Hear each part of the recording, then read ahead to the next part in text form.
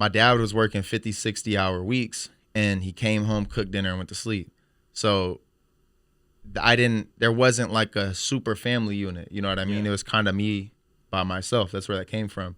And I remember just struggling so hard with it as a kid and being super sad. And I literally remember anytime that I would feel some type of way, and I'll just go to the park and shoot all day and play. And it was an escape, something for me to focus on something else than what was going on at home. Imagine going this whole time. We got a whole hour and it's not recording the audio. Not recording. I think I did that one time, but really, it was just me. Luckily, it wasn't a guest. Yeah. So, I didn't feel too bad. You could do it again. Be all good. I was like, okay, I could take that L. Yeah. But with a guest here, no, I could not do that. Oh man. Whew. Ready? Okay. Yes, sir. Welcome back to the podcast, y'all, where self-improvement is the movement. Today, I have a guest, none other than Michael Underwood. Michael, appreciate you taking time out of your busy schedule to, sit here with me and do this interview, man. How you feeling? Thank you, bro. Good. I'm glad to be here. Yeah. Hey, I've gotten to watch all the stuff you're doing and stuff, so I'm glad we get to do something together. Hell yeah. Yeah. It was one of those things where, whenever I do this podcast, I kind of want it to be natural and authentic. Yeah. And, not forcing anything. Right? Yeah. And with you and like others, there's a certain like energy that I see that I'm like, okay, like this is the type of guy that's on the same wavelength that I'm on. Yeah. I mean, every day we have these conversations. Exactly. We're rolling in the gym and stuff. We have hour-long conversations, 20, 30-minute long conversations at the front desk at the gym or lifting in the gym. So it's cool to be able to sit down and like document it all. And that's where it comes from for me. Like if we're having normal conversations like this without a mic and cameras, might as well throw on a mic and camera and, touch on what we're touching on to the masses, to the people, you know, because I feel like there's a lot of positivity that needs to be spread. For sure. A lot of stuff going on in the world that's just, a lot of bullshit going on. So, for us being young as we are, 24? 24, just turned 24. Just turned 24, yeah. I'm 23 myself, so for as young as we are to be having the mindset that we have, it's, it's great. And I think more people our age need that nowadays. But, appreciate you joining me, man. Appreciate you. How's your mental health right now, man? That's kind of what I want to ask everyone before I even start talking to them, going deeper. How's your mental health at the moment? Like, I'm not even gonna like fake it or anything. I'll tell you how it is because it's real life. Of course. But it's been up and down, honestly, recently because I started as far as like business and like training is concerned, because that takes so much of my brain output and just my time and effort and stuff is building a training and all the kids that I work with and players that I work with and stuff. So it started doing really well. And one of the concerns that I had before I started doing it was being able to take on success, like being able to take on more players or being able to take on whatever else responsibility that comes with it. And I think recently, the last few weeks, actually, I've been pretty stressed out and just like trying to keep myself centered and figuring out some of the constraints that I have with like gym time or whatever else. So the last few weeks have actually been a little stressful, but today, in the last couple of days, I feel like I've gotten over that hump of maybe being a little bit frustrated, things aren't going my way, or little setbacks that I've had, being able to get over them. And just continue to push forward and be positive with it. And when you're training and stuff, it's difficult. You can't show up with middle school kids and high school kids that are leaning on you to push them through a workout or to teach them something, and you're kind of coming in with the, carrying your mental baggage with you. So it makes it difficult to train whenever I'm stressed or whenever I'm frustrated or whenever I have something going on. But you still have to show up and be there for those kids anyways. How do you combat that? Because I know it's hard. We're all human, but you being in the leadership position that you are in, training these younger, middle schoolers, that are growing, you're not only teaching them stuff on the court, you're indirectly teaching them a lot of stuff off the court too. Yeah. How to live life. You know what I mean? certain type of mindset to have. We'll touch on that more as we go on. Mm-hmm. But how hard is it to kind of, compartmentalize like how you're feeling and how you need to feel, for these kids that I'm training? Actually, that's a good question.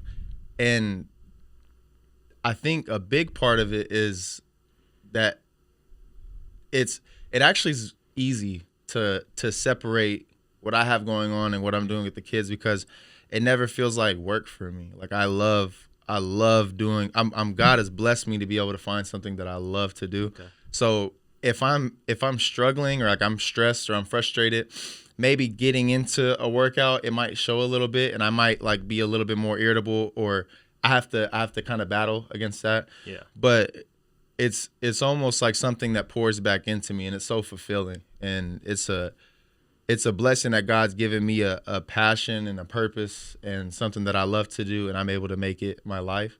So that's one thing, is just the fact that it's a purpose of mine, it's a passion.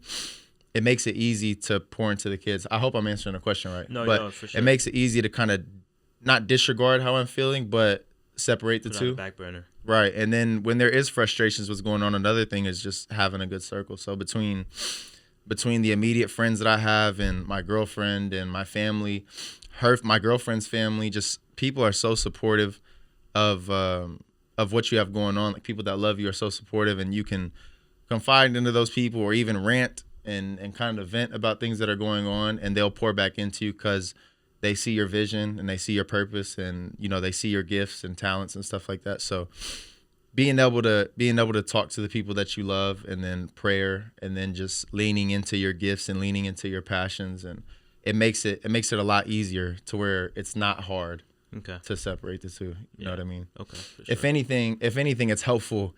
Like if I'm struggling with something, it's helpful to go in and train the kids, because then it'll clear my mind and it'll help me feel better for the day. I don't know if I'm the only one that, feels that way with what I do, but yeah. No, I'm pretty sure you're not, because it just kind of gives you perspective, right? You have a bad day, but you show up and these kids have smiles on their faces, and they want you to train them. You know what I mean? They want you. It gives you that perspective of like, okay, maybe things aren't so bad after all. Mm-hmm. I'm still here being able to train these kids and to do what I love at the end of the day. Yeah, you know what man, I mean? it's a blessing. A lot of people don't have that blessing to be able to do what they love to do. So for you to be able to compartmentalize all of those things, it's very commendable. So thank you, bro. Do you realize the impact that you're having on these kids on a day in, day out basis? Because you're a role model for whoever you're training. You know what I mean? Do you realize the impact you're having on society, and especially the next generation of kids growing up? Yeah. Dang, that's a really good question. Obviously, the reason why I do it, and I think that the reason why it's so fulfilling and it's a purpose of mine, is because I feel like it's my purpose to impact kids, and it's my purpose to be a leader and a role model for them, and somebody for them to lean on. And that's my goal. But when you're doing it, sometimes you won't notice it, because the kids won't always show it, or they want to be cool, especially the high school kids. They want to be cool, and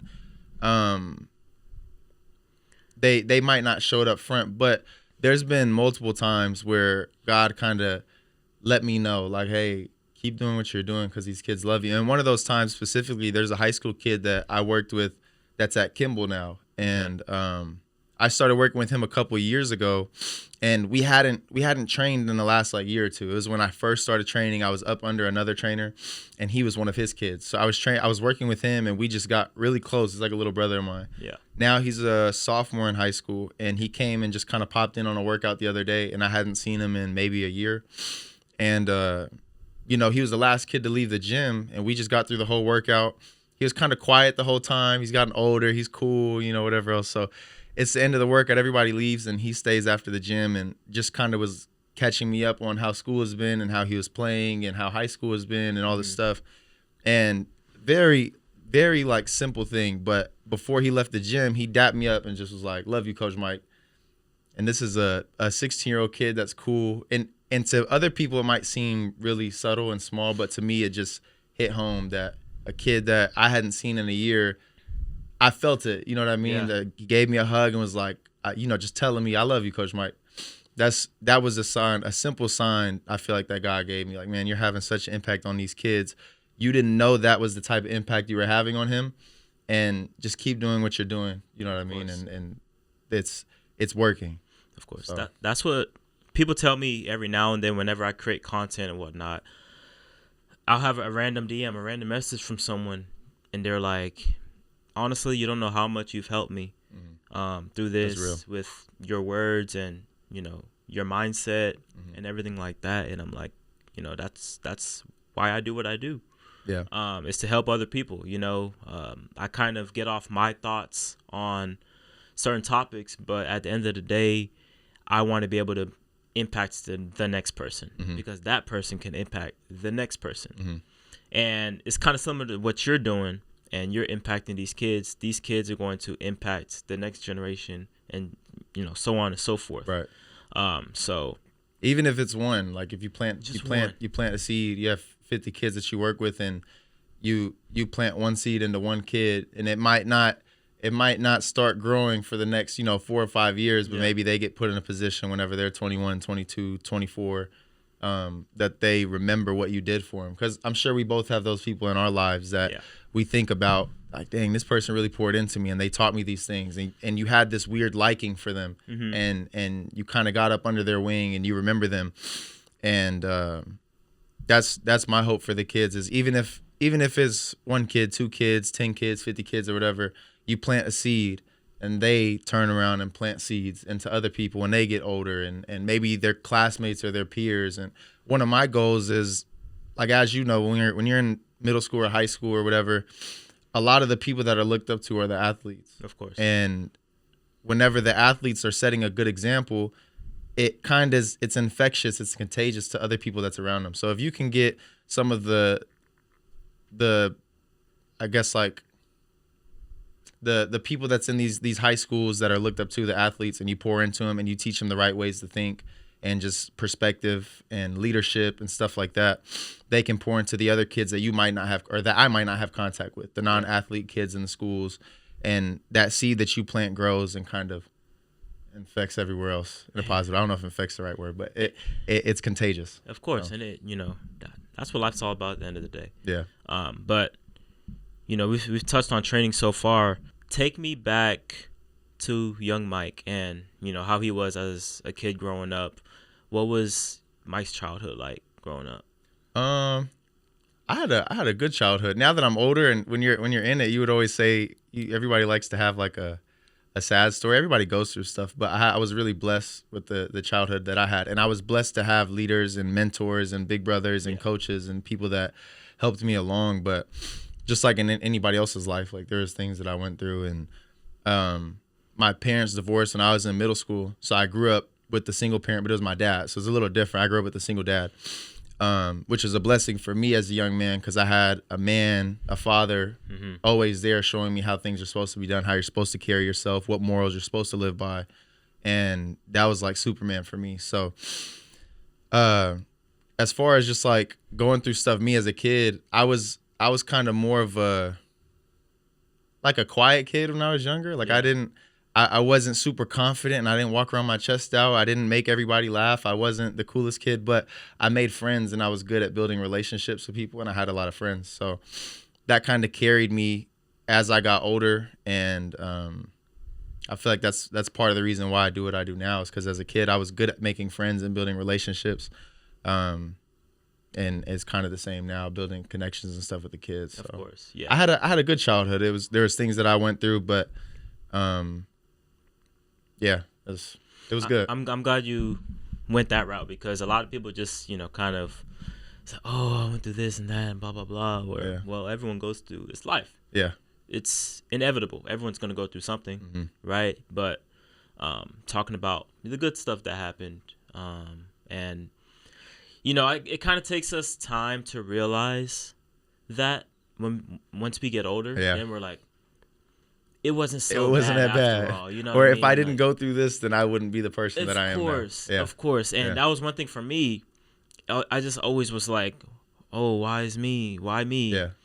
I had that mindset. But getting older, I'm like, okay, all of that stuff made me to who I am today. Mm-hmm. So, and I think that that's part of just how society is now. Is we feel so sorry for ourselves all the time, and that's how I was too. Like there was BS that happened to me, whether it be when I was in 8th grade when my parents got divorced, or when I got a little older. And when that happened, like I was always by myself. Like I was kind of a solo guy. So I would walk 3 miles to the gym by myself every day, and walk home 3 miles to the gym by myself every day, and sit in the gym by myself all day. And I had a ton of friends when I was in school, and I was able to build relationships with people, but I was always by myself.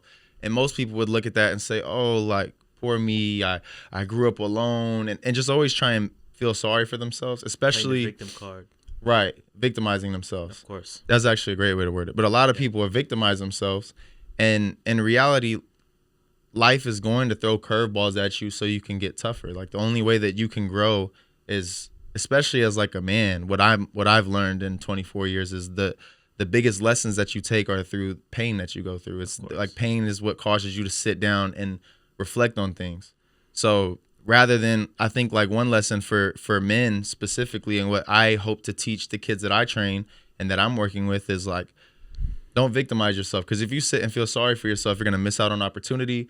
You're going to miss out on growth. You'll never grow. You'll never be able to keep going. When I was in college, I felt sorry for myself because I wasn't getting playing time. Yep. And I felt sorry for myself because I was getting hurt. And all that did for me, it didn't help me get more playing time. It didn't help me accomplish my goals of playing. All it did was keep me stagnant. And I never grew. So getting the kids to understand that too, like you don't have to victimize yourself and feel sorry for yourself all the time.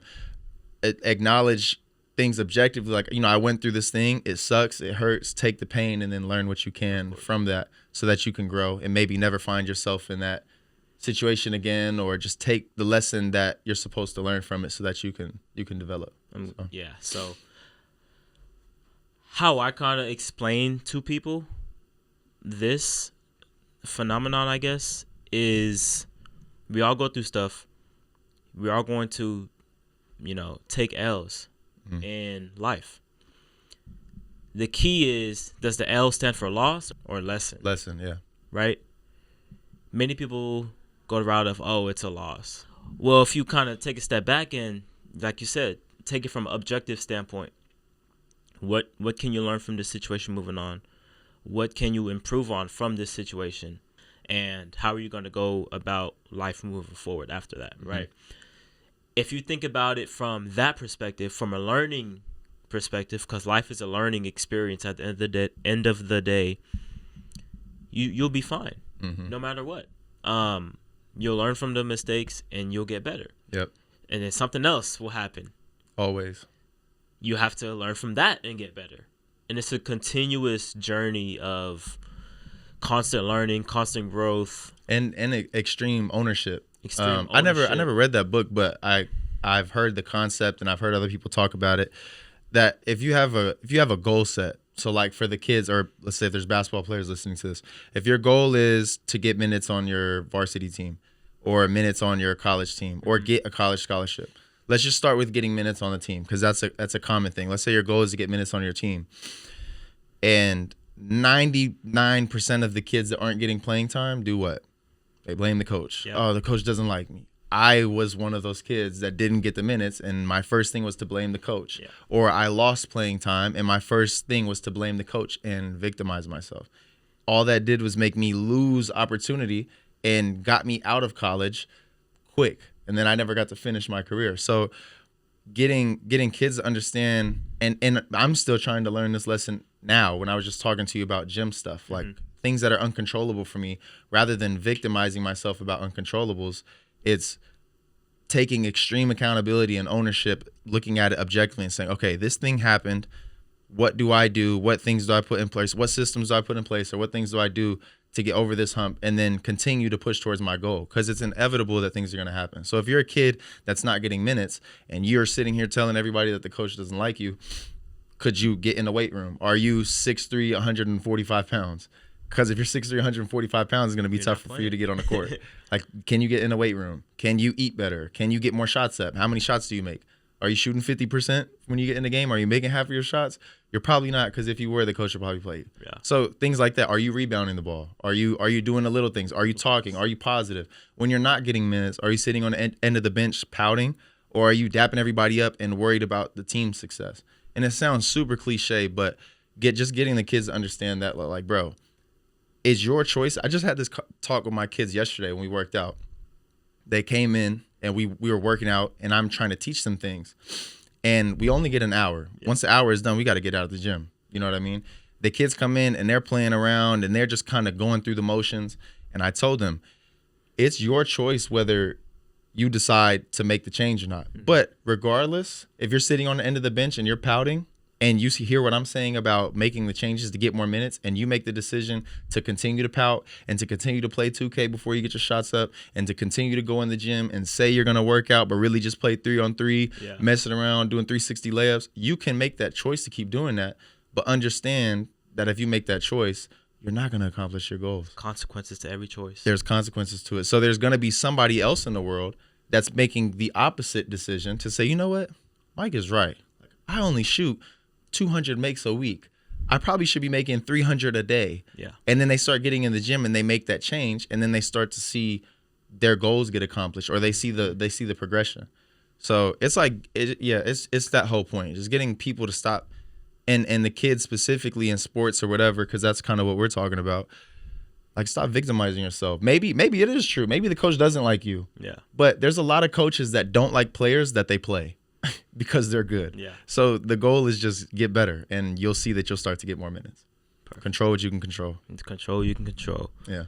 Growing up, basketball wasn't your first sport that you played. Mm-mm. I didn't know that. It was baseball. Yeah. You listen to CJ stuff. Talk about. Oh, God. Yeah. I do my research a little bit. Got a baseball cap on right now. Yeah. How was baseball for you growing up? And, just take me through that experience. Well, I played it because my dad's a big baseball guy. Okay. I actually was the first person in my family that played basketball. So I didn't have anybody ahead of me to kind of show me the ropes. My dad played baseball. And ironically enough, I was really talented, naturally gifted at baseball. Yeah. And more so than basketball even. Say it again? More talented. Oh, I was trash in basketball, bro. Okay. I was so trash. But naturally, I was gifted playing baseball, and I grew up playing it my whole life. And when I got into middle school, like in that story I was saying, I didn't really fit in with the kids that I was playing baseball with.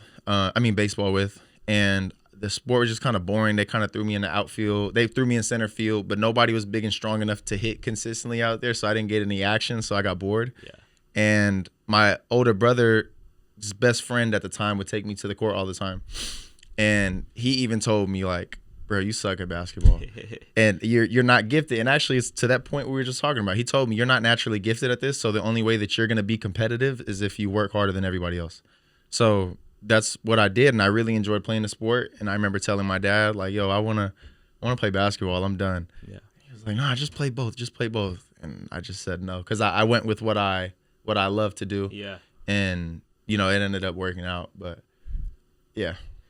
Going back to the baseball thing, you said along with it being boring to you, the culture of it, you didn't fit in. Yeah. You felt like kind of like the oddball in the situation. Because with baseball, it's people more so that, you didn't grow up in the same financial situation as they did, or, certain cultural differences.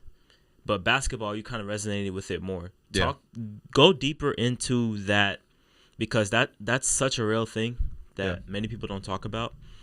Talk about like the cultural difference between the two, and the experience you went through, and why you switched from baseball to basketball. Now you're kind of making me reflect, but I think part of it was I went to, I guess, more of an inner city school. And so the people and the friends that I had were, I guess you would say, like, more underserved, or they weren't as privileged. And when we were playing basketball, it was out of love. And my dad, shout out to my dad, he would make the money for me to go play in these nice little leagues for baseball because I was good at it. So he was investing into me. Yeah. And I was playing with these other kids that their parents were able to pay the pretty penny, but it wasn't because their kids were really good or their kids were really invested. It was because they needed something to do. And so these kids would come in like extremely entitled, and they just came for money. Not all of them. Like I met a ton of kids that I some of them I still talk to this day that were really good people. But at the time when I was a kid, I just felt like a lot of them were entitled. I didn't really fit in. Sometimes they would give me a hard time. I didn't wear all the cool little bands and glasses and stuff because my dad couldn't afford it. He had enough money to pay for me to play, and that was it. Get me the simple stuff, and I just played.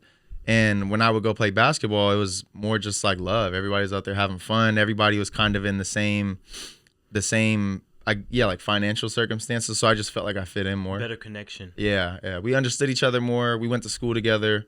And then also I think part of it was, you don't really like listen to your parents as much. My dad probably was right. If I kept playing baseball and I poured as much into that as I did, basketball, probably would have worked out for me, and I probably would have went farther with baseball. Yeah.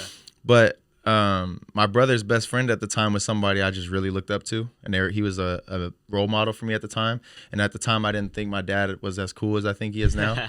So I like to follow in his footsteps. Yeah. And my favorite player is Kobe. His favorite player is Kobe. I started playing basketball. I started wearing sneakers and stuff, all because of somebody that I looked up to. I think that was a big part of it too. So with you playing basketball, you said that it was out of love of the other guys playing basketball. It was just a genuine love for the game. Yeah. So along with that, along with the genuine love of the game, people use sports and various other things as outlets to certain things, whether it be their mental state or at home. What did basketball do for you mentally? Dang, that's a good question. So when I was in the 8th grade, my parents got a divorce. That was pretty long overdue, honestly. So prior to that, it wasn't always pretty. It was kind of rough as a kid, hearing some of the stuff you hear and dealing with some of the stuff you deal with. And they ended up getting a divorce when I was in the 8th grade, and like it affected me a lot. I was really close with my mom. I was really close with my dad, and my mom ended up leaving and moving out, so I stayed with my dad. And prior to that, I was at my mom's hip. Like that was my best friend. So it was really hard for my mom to leave, and I was there. And then you have me, my little brother, and my dad. My sister had just moved out to college. My older brother had just moved out. So it was me, my little brother, and my dad.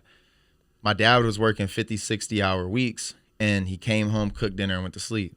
So there wasn't like a super family unit. You know what I mean? It was kind of me by myself. That's where that came from. And I remember just struggling so hard with it. As a kid and being super sad.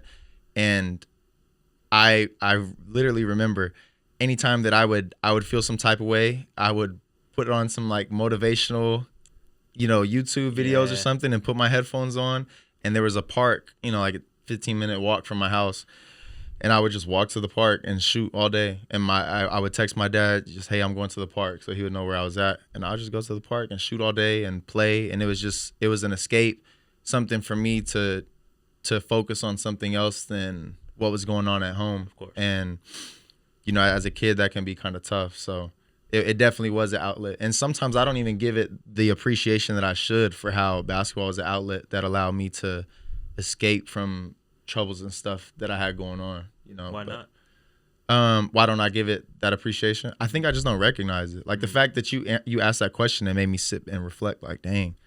Like it really was an outlet for me. I try not to be, like we were talking about, victimized. I try not to feel sorry for myself, but to feel like, I was going through so much. But when you look at it, it really was something that allowed me to disconnect and just worry about something other than what was going on at home. Yeah. So you got good enough to end up playing D1 ball. How did that journey materialize from not being any good to working your way up on the varsity teams in high school? And then boom, I think, what was it, junior year or senior year? You had your my senior year, like 2 weeks before signing day. Okay, Senior year, you had got your offer. Walk me through that journey a little bit. Offer. So like I was saying, in middle school, I was trash. I wasn't good. I got on the A team, but I tell my parents and kids all the time, I scored less than, I could count on two hands how many points I scored that whole season. You would pass me the ball and I would look scared and I would pass it back. And I wouldn't do anything. I wasn't good enough. I wasn't confident, anything. And I had the stuff that had happened with my family. All that stuff forced me to just get in the gym more and get on the court more and play more. And I got a little bit better. Come around freshman year, I could compete, and I was starting. I was one of the top scorers on the freshman team, which is crazy because now the kids that I'm training, there's kids like Isaac that are freshmen on varsity. You know what I mean? And to think about where I was at as a kid, freshman, playing on the freshman team, and I was not very good. Yeah. That was the thing. And I remember at that time I told my dad, Dad, I'm gonna play D1 basketball. And he looked at me, all right, yeah, okay, cool. You know, just whatever. Everybody says it, and it doesn't hurt my feelings. Like, I would have looked at me too and said, yeah, okay, whatever. You're scrawny, unathletic. You're not very good. You just started playing. But just the continuous reps after that, and then I would walk to the gym every single day in high school, just getting reps. I had a journal. A notebook of drills. I think this is part of me being a trainer too. I had a notebook of drills. Every day I would go on YouTube at school or at home. I would get the best ball handling drills I liked, list them out on a page, 2-3 pages, shooting drills, defense drills, whatever else. And I would write down all these drills, and then I would do them. And then I would write out the workout I was going to do for the day when I was in school, prepare my workout. I'm like 15, 16. I would prepare my workout for the day. And then I would walk to the gym, do my workout, and I would have to do my workout before I could play. I would do my workout before I would play, and then I get to play with the older guys or whoever was there. And just doing that over the course of 4 years, like, you have no choice but to catch up to all the kids that aren't doing that. You know what I mean? That was simply it. And then God just blessed the opportunity. You know, I got the opportunity. Luckily, it was the only Division I offer that I had, but I was one of like 3,500 kids to play Division I. So just that progress, it just showed me that just the constant repetition, it's the same, it's translatable to any walk of life. Like, just the constant repetition of doing something, you have no choice but to pass everybody up that's not doing that. Yeah. And so that's really all that was. Going to Central Connecticut State University, Donyell Marshall was the coach at the time. He had the threes record. Yeah, he did. Up until Steph and Clay. Yeah. What did you learn from that entire experience? You going there, not getting playing time, not really seeing a future there. You transferring. What did you learn throughout that entire journey in college? It was one lesson that took a really long time for me to learn, but God kept knocking on the door trying to tell me. And it was like to be humble and be grateful. It was gratitude. It was teaching me gratitude of being where you're at. When I got to Connecticut, that whole thing that I was talking about, repetitions, don't worry about where you're at, don't worry about what the coach is doing. I wasn't doing that in college anymore. I had like this weird sense of entitlement. I was still trash going into college. Like, I was good for the small pond that I was in, and then college opened up into this huge pond. Whoa. You know what I mean? And now I'm the bottom of the barrel in this huge pond, which when I was in high school, I was the bottom of a barrel of a small pond. Yeah. You know what I mean? You get to the top of that pond, and now you enter into the bottom of a barrel of a big pond, at least in my case. So I didn't ever recognize that until after 3-4 years and 4 injuries. You know what I mean? Every single one of those things being God knocking at the door, trying to let me know to just be grateful. And so I get to Connecticut, like, it was a hard experience. Yeah, I was homesick. Yeah, I had never been on the East Coast. Yeah, I wasn't getting playing time. Yeah, I got hurt right before I went to school. Sheesh. You know, all these things that were happening. But none of that matters. You know what I mean? If you choose to go into that spot and you choose not to focus on getting better, you choose to not have good body language, you choose not to do what the coach is asking you to do, you choose not to be obsessive over your craft, you're never going to earn playing time. So I never earned playing time over the course of that. And my bad body language and my bad attitude and my lack of work led me to stay in the end of the bench and taint my relationship with a coach that really cared about me. You know what I mean? And even after that season in Connecticut, he wanted me to stay. And my big-headed, arrogant self was like, no, I'm leaving. You know what I mean? And then I chose to run away from my problems instead of obsessing over my problems and fixing them and controlling what I could control. So I left, and I got into another good situation. God blessed me with another good situation in Clarendon. Probably the best best basketball coach I've played for up to this point. He just was able to get all of us together, was able to recruit really good players there, underdogs, and we ended up winning the conference number 3 JUCO team in the country, the best team I ever played on by far at any level.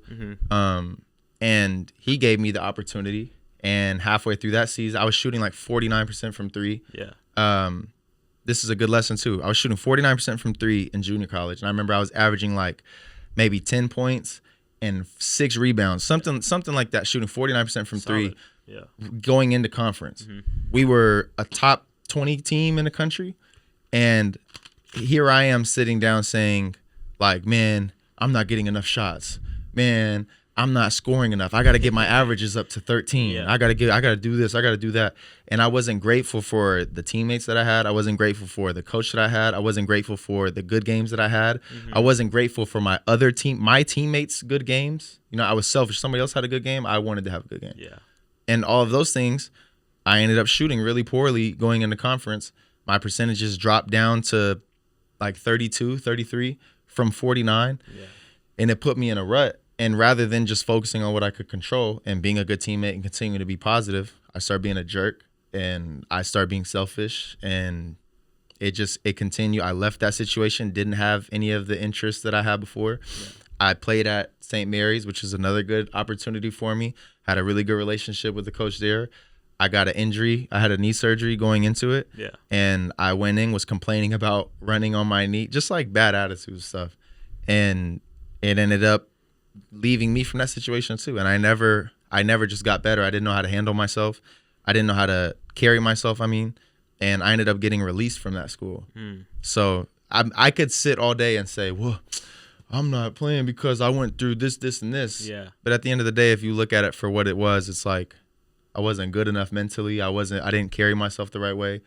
And when you don't do the things that are required for you to overcome obstacles and stuff, your opportunity is going to leave. Yeah. And that's how that went. You know what I mean? So the only way and we were talking about L's and lessons, like every one of those L's that I took, I wouldn't be able to reach back and grow like a successful business. Like it's small right now, but it's going well. Like I wouldn't have been able to learn the lessons that I learned had I not looked at those 3 years of experience and took the lesson that I needed to out of all the failure that I had. Exactly. You know, after that time, I'm pretty sure you lost yourself mentally. Went through a lot. Move back, and then you transition into coaching. But briefly take me through that middle part of, okay, I'm not hooping anymore, and I'm working these jobs, and then up until you started training and everything. So I left school, and I got kicked out of school, and I was staying home, and I didn't have any like income, and then that bubble of being an athlete pops, and you realize that there's a real world out there where people work jobs. Like, damn, and people do this. You gotta pay for stuff, and there's no meal plans in the CAF. Yeah, and there's no free housing, so you have to pay for all these things that you got for free before. Yeah, and I think part of that was where I learned that lesson of being grateful for what you have, and then. It's that part, like you just have to get a job to be able to pay the bills, and you get into real life, and you or at least in my case, like I had to get a job and do what I could to pay the bills, and I was struggling with, do I go back to play again, or is the door closed? You know what I mean? And then if the door's closed, what do I do next? Like I never had a plan B. Yeah. I was just obsessed with this one thing. So that was a mental obstacle too. And it took time to figure that out. And I was training and coaching AAU with B Fields, and he helped me out and paid me. And I always said that I wanted to have my own gym. And I remember calling my trainer leaving school saying, you know what, I'm done playing and I want to get into training. I just want to pour into other people. Yeah. And I feel like I could have a passion with that. That was 3 years ago, something like that. So when I got home, that was the first thought I had, was like, I want to get into training. I started training under B Fields, learned a lot about business and learned a lot about training. And then I started coaching the kids. I found a passion with it, and I really did it because I loved it. It wasn't paying the bills enough, so then I had to do what I had to do, and I went and got a sales job and doing like roofing sales. With Sam. Yeah. And so that paid the bills for me. But I was like, during that time, that's when Eddie had called me, and Eddie was like, man, we got to get back in the gym. And I was doing the roofing thing, but I was like, I'm done with training. I'm done with basketball in general. I'm closing that door. Yeah. But God just kept that door cracked, and Eddie was one of those people that helped God keep the door cracked for me.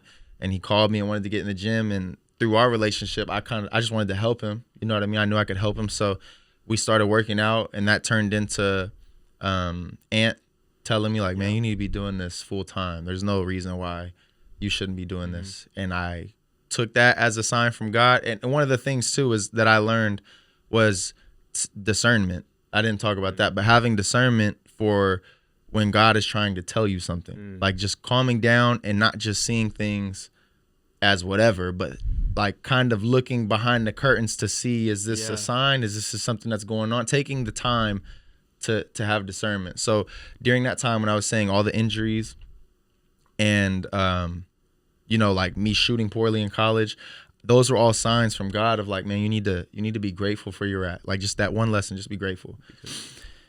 And so after all of that, I started to learn to slow down and just kind of listen for God speaking to me. And when he told me that, like, man, you need to be doing this full time, I listened and I looked at it. It was making sense that God kept opening all these doors for me to do this thing. So then that's when I kind of leaned into it, and it started really small, but I just kept going and kept doing what I felt I needed to do to get more kids and to get my name out there and to become a better trainer. And then it's turned into, I've gotten to where I've gotten to now because of that. So yeah. Do you think you would have been able to get to where you are now without the people you have around you? Talk about the importance of having a great circle of influence. You mentioned, your friends, your girl, your family, people around you that not only want to see you succeed, but will hold you accountable, will tell you when you're wrong, and genuinely just want to see you grow. Yeah. So I don't want, there's so many people. Like, man, it literally the same way they say it takes a village to raise a baby. Like it takes a village to keep yourself centered. So that's that lesson that's taken everywhere of like your environment is the most important thing, and the people that you're around are the most important thing. Whether it be people like my older brother he knew that what I was going through I could get through, and I was broke and I was hungry and I didn't have anything, to take care of myself. Yeah. And maybe he wasn't in the best position to give me money, or he could have been like, man, you need to get your stuff together. I'm not giving you no money. Like, it could be those people that help give you that helping hand. My brother was one of those people. My sister was one of those people. My parents, even friends of mine. There's some friends of mine that sent me money when I was broke because they believed in me that, like, yeah, you're in a bad situation, but you're not dumb. Like, you're gifted, you're talented. So there's those people. And then there's the people that do hold you accountable. My girlfriend is one of those people that she's very fair about checking me whenever I'm in the wrong or when I'm tripping. Yeah. And one of those people that I'll say for like young men that hopefully are watching this is, you need somebody in your life that's going to check you and that knows you and that loves you and that you'll listen to, and you trust their judgment and you trust their word. Yeah. And you also need to be that person for people. And one of those people is my friend Sam. It's like one of my best friends. And that dude, he gets on my nerves because if he's 2 years older than me, so there's stuff that he goes through that he'll look back at me and say, hey, watch out for this. Or like, yo, what are you doing? Like, get your stuff together. Stop tripping. And I'll get mad. Like, bro, you don't get it. You don't understand what I'm going through. You don't understand what's going on. Like, you didn't go through this. And that may be true that he didn't go through exactly what I'm going through, but it doesn't mean that the lessons he's learned aren't synonymous to what I'm going through, or they're not applicable to what I'm doing.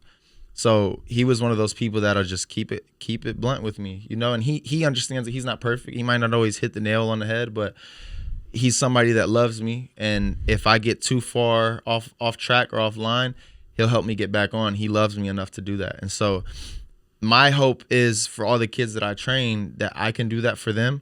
But being a coach, you can only do so much. And it really has to start with your friends. Like, if you don't have any friends that are doing that for you yet, be the friend that does that for somebody else. Exactly. And learn how to be a better communicator, learn how to love on people, learn how to get points across without being judgmental. Exactly. and like love on your people and have your people's best interest in mind, you know, because that was still to this day, that's one of the only things that allows me to keep going, is just having people that have my best interest in mind, that love me, and that have learned how to communicate to me whenever I'm in the wrong. I'm sure you preach that to your kids, and I feel like another thing you preach, because I did watch the Ranked and Ready. JaVale McGee executive produced a little, what is it, like a docu-series? Yeah, it's like a docu-series. Yeah, docu-series with AAU kids. You were talking about like, hey, you know, kids were coming into a timeout. Hey, pick your head up. You know, why are you frowning for? Obviously, you know, you're going through stuff within a game, ebbs and flows of a game, but it's like, hey, pick your head up. You know what I mean? Smile, have fun. Is that something that you didn't have when you were playing? Oh, my God. And want to portray onto the kids to, like, set that good example in them? Yeah. Oh, bro. Like that. You talk to, my mom always tells me, and I can't stand it, but my mom always tells me when I was a kid, she's like, you should have been born a girl. Because I hope that doesn't offend anybody, but she was like, you should have been born a girl. Like, you're so emotional. You get mad. Like, you're so sensitive. And coach, I'm sure every coach that I've had would say the same thing. Like, I was just so sensitive to stuff. I don't know if it was like a middle child syndrome, you know what I mean? But I was just so sensitive to stuff. And I was sensitive whenever I'd miss shots. Like, I wasn't good enough, or I would be mad at myself. And if I wasn't playing well enough, I'll be mad at myself. Or if somebody would critique me, I'd get really sensitive to it and defensive. And so that hindered me a lot when I was younger, of like, bro, everything doesn't have to be that deep. Like, everything doesn't have to be so frustrating. Everything doesn't have to be so saddening and disheartening for you. Even if it's the ugliest, worst thing that can happen in the world. Like, be frustrated for a second, and then switch your mind into, okay, so what do I need to do? Like, this is annoying, super annoying. This is super frustrating. This is super sad. You have to be able to sit in that, though. Yeah. What I tell people is, when you're angry or you're upset or you're, you know, grieving a loss or anything like that, be conscious of it. Be aware of how you feel. But at the same time, help yourself get out of that situation. Don't stay in that state of mind. Yeah, because the emotions will blind you. At that point, it's a decision, it's a choice that you make, that you're going to continue pouting, that you're going to continue complaining and crying and all of this, when you can actually use that time to get better and learn from whatever you're going through. Yep. Yeah, so, I completely agree. Yeah, so one of the kids you've been training, Isaac Hayes, well-known freshman, I believe, class of 2027. Phenom. If y'all haven't seen the highlights, y'all need to pull it up. Phenom. Oh my gosh. Literally. Give us an inside scoop on how it is training him and just seeing him work, because obviously we have cameras on him now with how great he is, but what does it look like behind the scenes with him in terms of the work ethic and how he is as a kid? One of the big things, and I'll give them a shout out, is like his family. He just has a village around him. You know what I mean? Like his parents make sure he's in the gym. All his siblings come to his games. All of them, his brother plays with him, and his brother is in the gym with him every time that he's in the gym. So there's a village around him that's keeping him in track.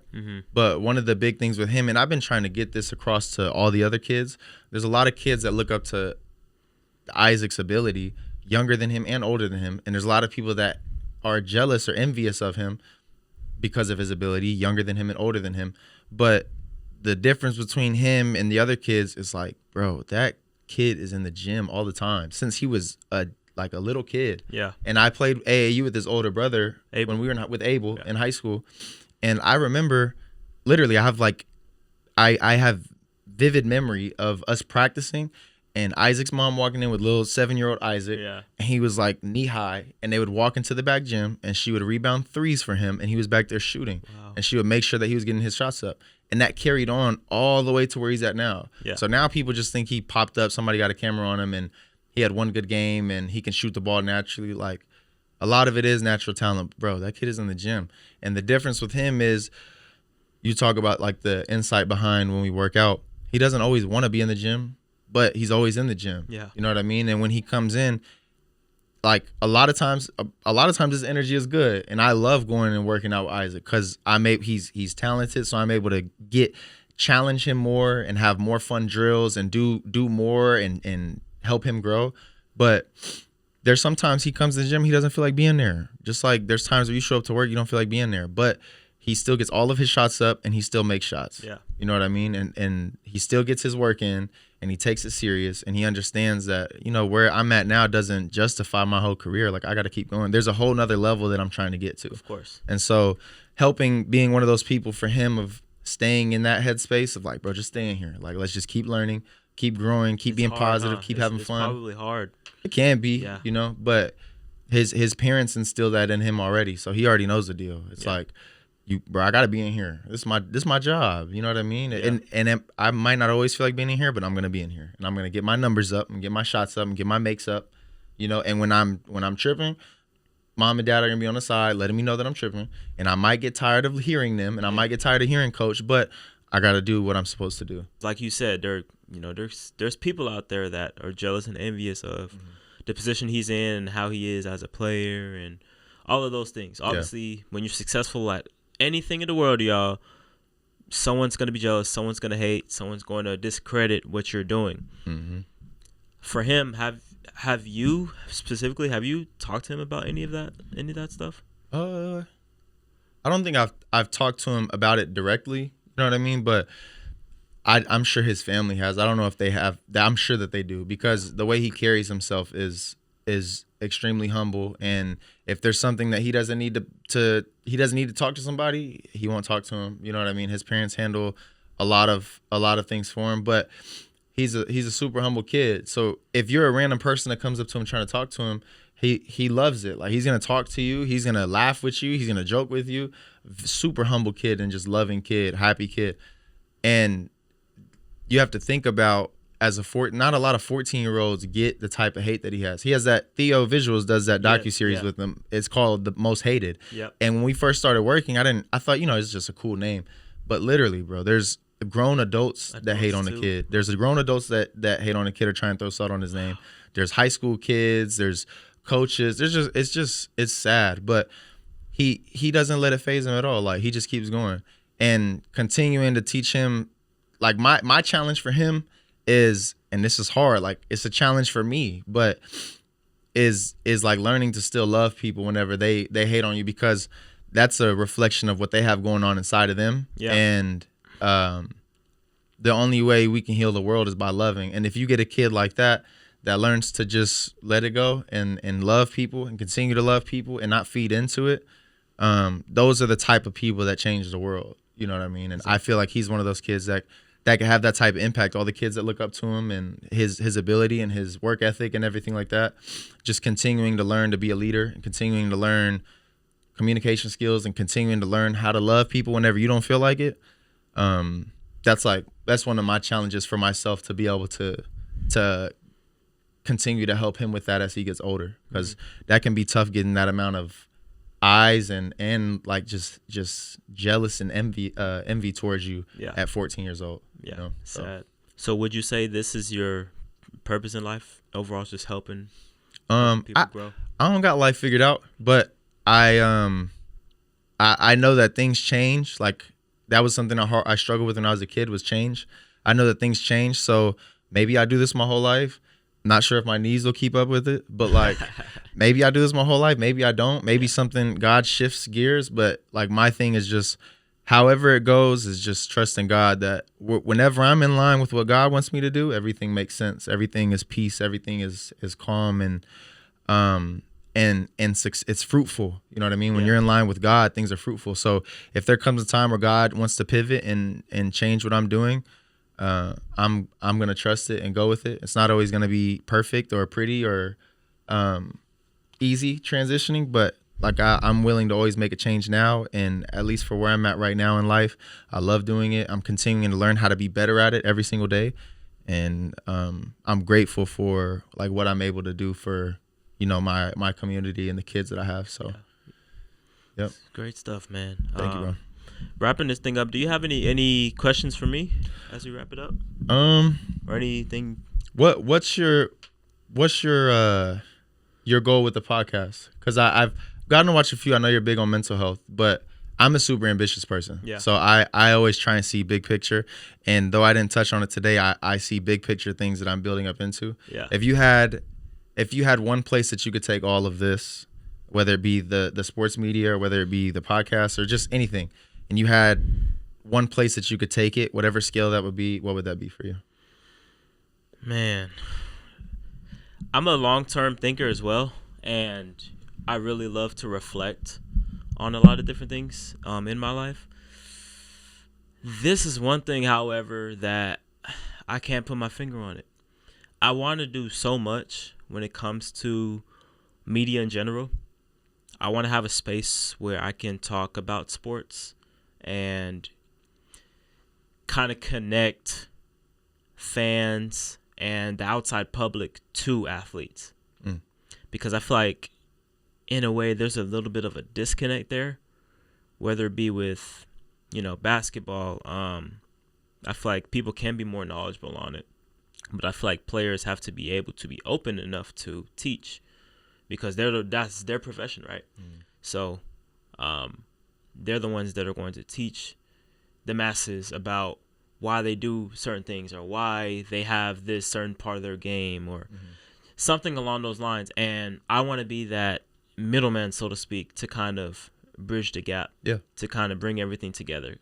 Just all the stuff that goes into it that adds up the process, over time. The process. Along with that, I developed a passion for helping people out. One thing about me growing up, I was a quiet kid as well. Still am, really, but it's more by choice at this point, just to, I'm big on energy and the people I want around me and things like that. But back then, I was shy and everything, but anytime I would interact with someone, I'd be helping them somehow, whether it me being, having a smile on my face or me just helping someone through a situation, giving them advice. Now I haven't went through certain situations, so it's like I can only talk about so many things, but I just talk about things from like an objective perspective to be able to help someone out. I really figured out as I got older, I was helping out a lot of people, mentally, physically, when I started working out, and got my own mental health straight, because truth be told, my mental health growing up wasn't the best at all. And that's something I kind of worked on myself for years, to be able to get to the point where I am now. I can help other people kind of go through what I went through. But, be that person to help someone's mental health get better. Be that person to help someone's physical appearance better. Right? Because I didn't really have that growing up. And so I want to be, a vessel to be able to help people out the best I can. So I love that. That's kind of why I have and this. also, I thank you, because I think you should continue to do this for sure too, especially like in a local sense. I feel like a lot of people, we think really ambitious, but then we forget the steps to get there. And I think for both of us, like my goal is to train nationally, internationally, and have multiple gyms and train NBA players or whatever else. But it starts on the impact that you have, in your community. Exactly. That's how I look at it. Yeah. And I feel like with what you're doing, there's other people like myself that are really passionate about what they do, and hopefully I had some valuable things to share or to talk about. But I know that there's other people locally that have so much value to give just through their stories or their ability to communicate. And so you giving me a platform to be able to, you pay for the studio and the time editing, everything that you're doing. That's valuable, and it gives me a chance to speak to. So that's helpful for me. You know what I mean? I really appreciate it too. I think you should continue to do this and find everybody out here in the Fort Worth area, DFW area, to give them just a platform to speak. I love it. I love giving people the opportunity to tell their story, tell their truth, and to kind of just reflect, because a lot of people don't, like you said, you don't reflect on certain things of your life, and I want people to be able to reflect and have a space to talk. So I'm glad to be here with this, but Mike, I appreciate you. Yes, sir. Thank you, bro. Being on here for me. Yes, sir. Those of y'all watching, go ahead and give Mike a follow. Michael Underwood, Mhm. just like that. Yep, On Michael B. Instagram. Underwood. If you have anyone that needs to be trained, there you go. That's your guy. So y'all go give him a follow. Great energy. So people that are watching this on YouTube, follow me at Jimmy1of1. Hit the subscribe button. Share this to a friend, family member that you think needs help in any type of way, mentally, physically, in any type of way, shape, or form. Send this to them. Throw good energy their way, and let's change one life at a time. But wrapping this thing up, be different. Be a one of one. We're out. Peace. That's great stuff, man. Love it, bro. Yes, sir. Thank you.